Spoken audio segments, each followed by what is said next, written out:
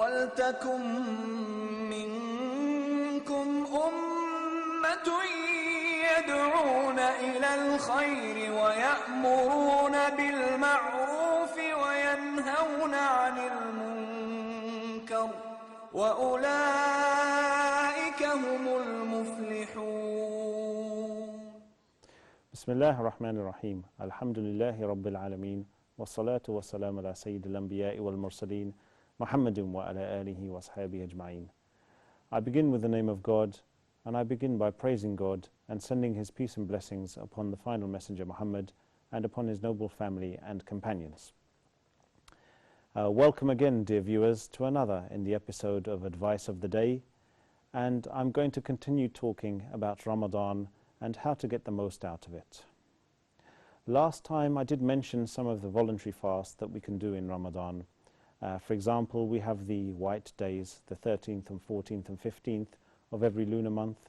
We have Mondays and Thursdays of every week. And also we have the fast of David, Dawood alayhi salam, the Prophet David, which is to fast every other day. So for example, to fast one day and then not to fast the next day, and then to fast the next day and then not the next day, and so on. Now, today I would like to talk about preparation for the Eid celebration, which is the celebration at the end of Ramadan. As I mentioned, you're not allowed to fast on this day. It's haram to fast on this day, because this day is meant to be a great day of celebration for the Muslims. And as we approach the end of Ramadan and begin to get closer to Eid, just a few pointers. Now, as we feel, or as we should feel lighter and spiritually and psychologically and physically better at the end of Ramadan, we should really feel happy on the day of Eid, that we've managed to complete the month of Ramadan, even though we may have been lacking in some aspects, and we have a day now where we can eat and drink as normal. Now, some people, what they do, they think, okay, once Ramadan is ended, that's it, the worship needs to go back to how it is, or how it was rather. But the answer is no. No, really, as Muslims, we should try to preserve the spirit of Ramadan into the rest of the year.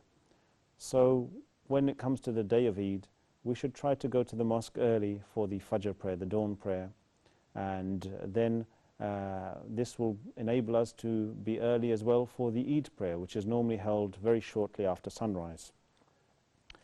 And some mosques, what they do, they actually delay the Fajr prayer in order that some people can pray the Eid prayer without leaving the mosque. This is in the West, where the number of mosques is very limited and you can't just pray anywhere.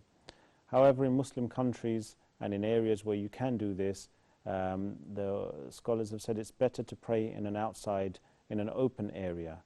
And this will also be a form of da'wah, a form of people being able to see what Islam is about and seeing a large number of Muslims and how they pray. And we should always try to remember that once the Eid prayer, we've completed the Eid prayer, this is not the end of worship. In fact, all of our actions should be based on the remembrance of God. And eating and drinking, yes, obviously it's allowed during the day of Eid and celebrating, but this should also be within the limits of the Sharia and within the limits of the Quran and Sunnah. And eating too much, whether on Eid or on any other day, is against the Sunnah. So this is something we need to take very seriously. Jazakumullah khairan, and inshallah I will continue more about this topic in our next episode. Jazakumullah khairan. Assalamu alaikum wa rahmatullahi wa barakatuh.